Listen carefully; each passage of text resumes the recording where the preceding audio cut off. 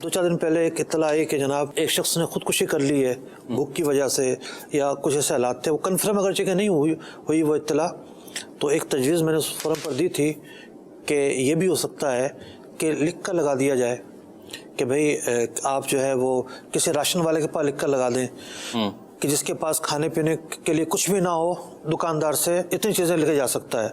आप पर्दे में रहें, दुकानदार को आप बोल दें कि भाई आप भी ज़रा देख लीजिएगा, उसको 200 रुपये की चीज़ दे दीजिएगा, 500 रुपये की दे दीजिएगा।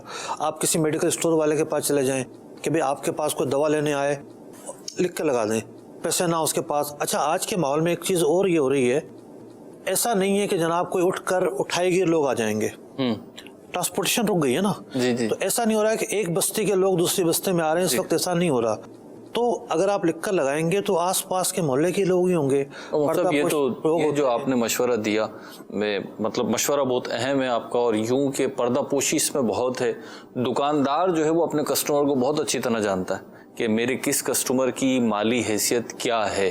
तो अब अगर कोई शख्स आए और 2 किलो आटा ले रहा है तो दुकानदार को पता है कि इसके कल फिर आना 2 किलो आटा लेने। बाद औकात तो दुकानदार अपने खाते से देख सकता है कौन है जो मुझे महीने बाद पैसे देता था, और वो भी रो रो के देता था।